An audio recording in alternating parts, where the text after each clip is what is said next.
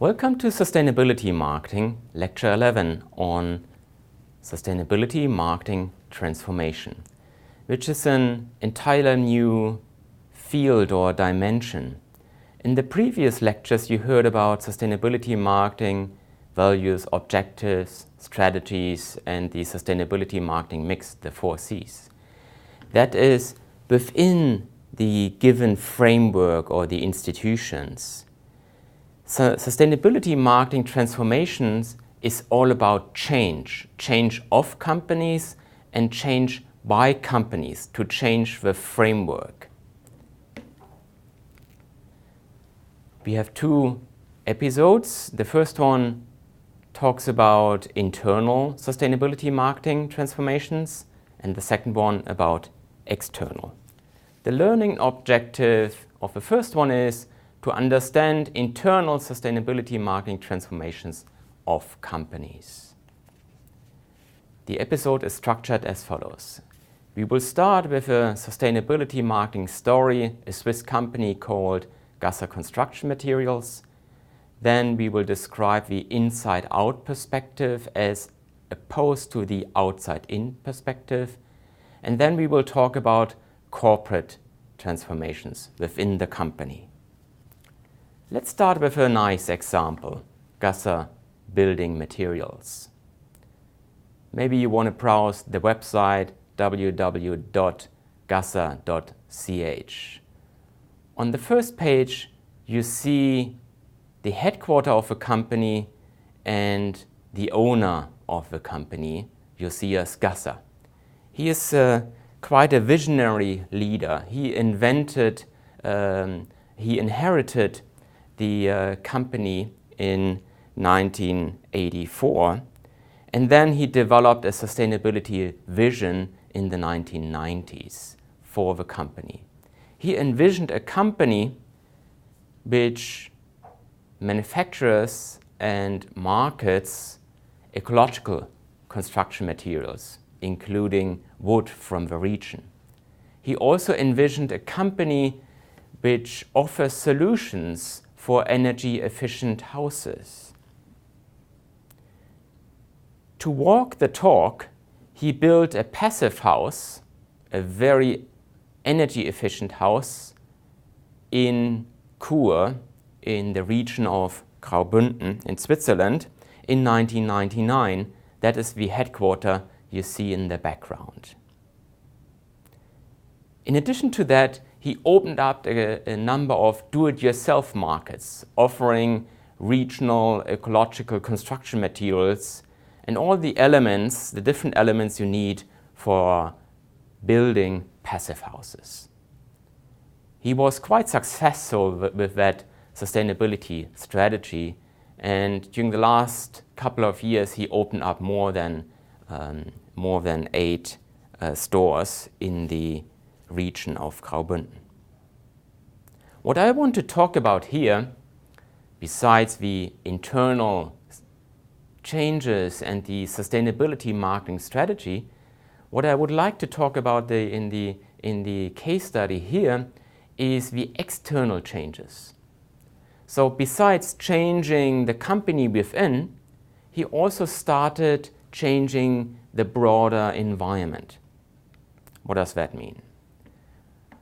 First of all, he is quite active in an interest group called Passive House Switzerland.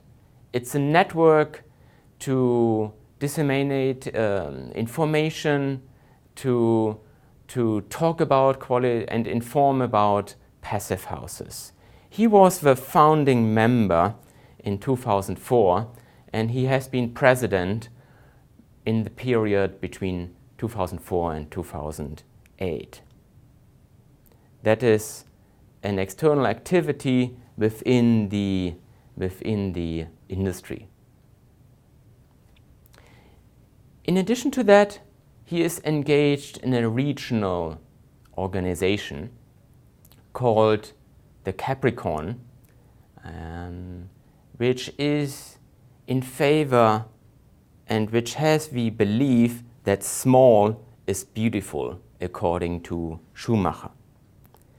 And They want to implement regional cycles in the region of Graubünden, including wooden products, including regional organic food products, and so on and so forth.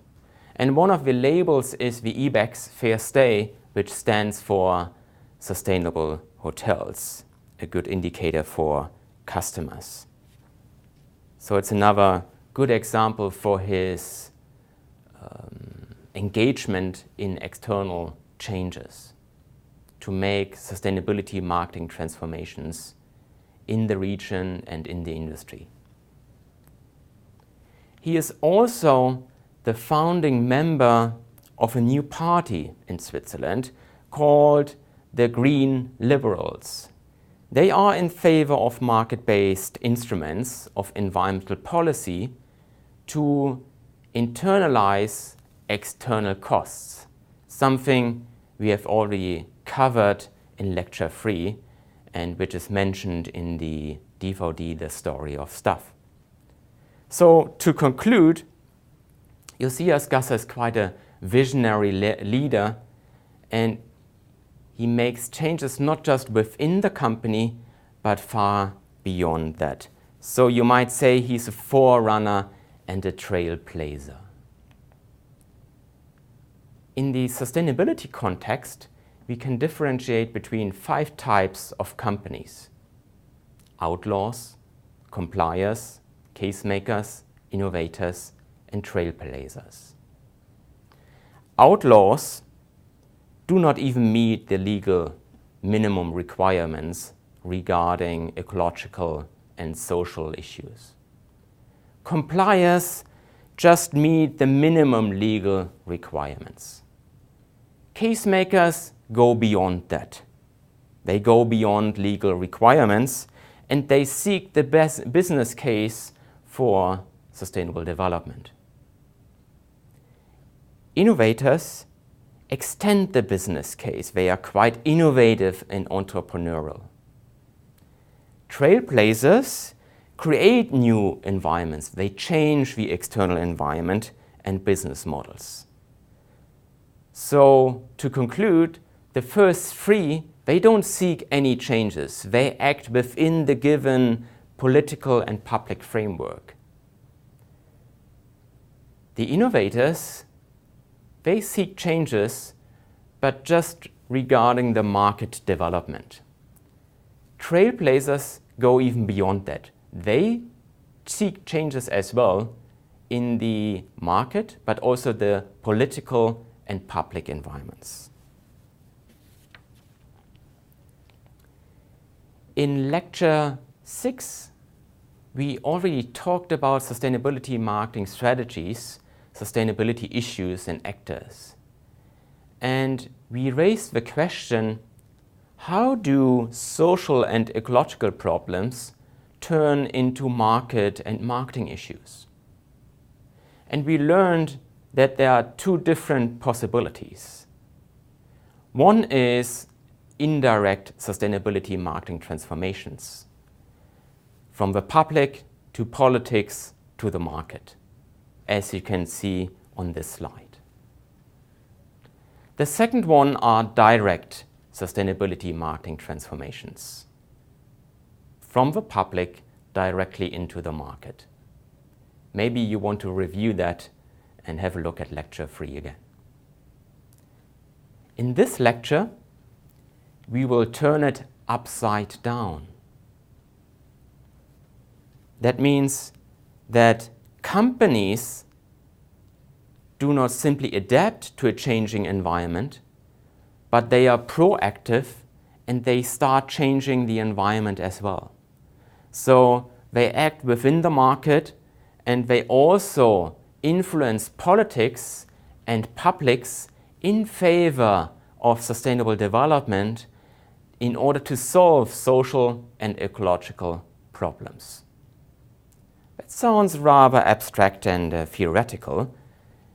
In this episode and the next one, I will give you a few interesting examples. Let's have a look at interface and how they changed within the company and how they go beyond that to change the external environments. Here you see the web page of Interface. Interface was founded in 1972 by Ray Anderson. He's an American, and it's one of the worldwide largest interior furnishing companies. They are into floors and tiles, as you can see on the photo. Actually, they have a market share of 25% all over the world. In the early 1990s, customers started asking questions about the environment. And Ray Anderson, as this founder and CEO, was asked to give a keynote speech. But he didn't have an answer at that time. So he started thinking about it. And he had a personal experience he describes as a spear to the chest. Have a look at this video, how he describes his personal experience and his road to sustainability. After that keynote speech, as described in the interview, he developed a vision, a sustainability vision for Interface. He decided to convert Interface to a sustainable enterprise. And as a strong metaphor, he uses the 7 forms of Mount Sustainability, similar to Mount Everest. From his point of view, there are 7 steps, key steps or milestones to climb Mount Sustainability. It all starts with eliminating waste and to get rid of emissions. That is within manufacturing. If you do so, you can be more eco-efficient, but you can also save a lot of costs. Actually, in the case of Interface, in the first couple of years, they saved more than $300 million just by implementing the ecological efficient measures. Then comes the next step, to turn to renewable energies, especially in manufacturing. And then the 4th and the 5th step, which tackles the issue of products, closing the loop, thinking about the product from cradle to grave and to make new stuff out of old stuff. In their case, to make new tiles out of the old tiles, to take them back and turn from petroleum-based floors and tiles to other materials. And then step number 6 and 7 is about changing the external environment, to sensitize different kind of stakeholders for the social and ecological problems and challenges they face in the industry, and to redesign commerce in general, to have zero impact, zero emissions. Actually, 10 years ago, he stopped his job as a CEO and he started making speeches all over the country and the world. He wrote a book about his experience and in order to make this change come true. It's too bad that he died at an early age, just a couple of years ago.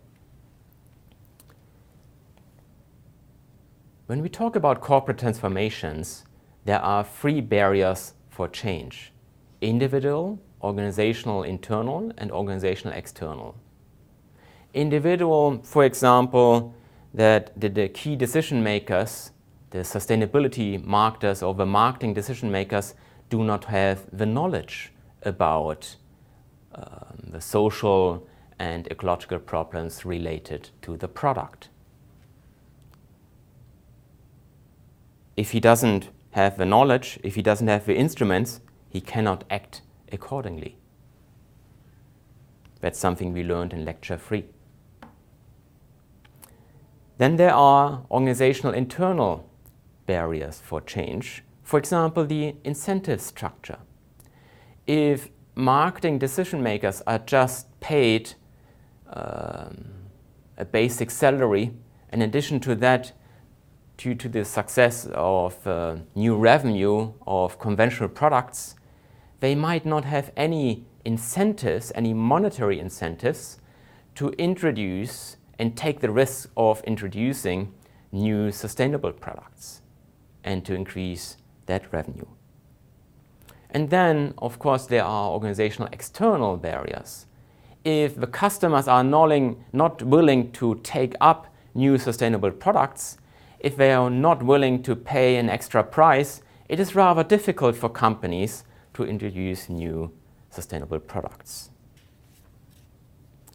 How can you overcome these barriers? Well, there are a couple of elements, as we learn from empirical studies and a couple of case studies. First of all, a committed CEO certainly helps. Think about Ray Anderson in the case of Interface, Josias Gasser, Anita Roddick from The Body Shop, or Klaus Hipp from Baby Food. They are personalities who are a good example for the employees and who reflect the values of the company, who speak for the company to the public and the customer. Sometimes you can also see them in advertising. But a single CEO doesn't make a team. So you also need sustainability change agents. There are 3 types. The first change agents, they have power. Often senior members or CEOs have power to make changes. Often you face resistance in the beginning if you want to make changes. That's why you need people with power. Secondly, you need people with knowledge about environmental and social problems and how to solve them in the company, how to go about cleaner production and how to go about developing and introducing new sustainable products, something you learn in this lecture. And then you also need people having knowledge of change processes, how to make changes come true. So ideally, you have all 3 different types of change agents within the company to make the changes come true and to walk the talk. In addition, you need empowered employees to trickle down to the entire company, so every employee in the company feels responsible for implementing the sustainability vision and strategies, may it be in manufacturing, may it be in marketing. Then you need sustainability marketing information systems. 2 crucial elements are the impact matrix and life cycle analysis to sensitize employees, especially marketing decision makers, for the problems regarding products.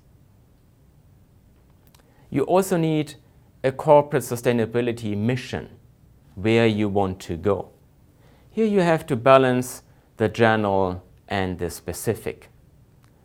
If you say, generally, in year 2050, we want to reach this or that sustainability mission, it's rather abstract. It's a rather long period of time. So it's not really empowering. If you are too specific, saying, well, in 2015 we want to reduce our energy consumption by 20%, let's say, it may be ambitious, but it's not really visionary. So you have to balance the two. Interface is a good example for balancing the two.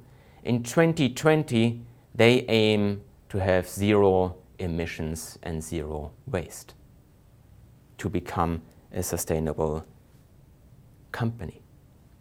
And then you need sustainability incentive structures, both in monetary and non-monetary terms, to make employees and decision makers to behave in a sustainable way.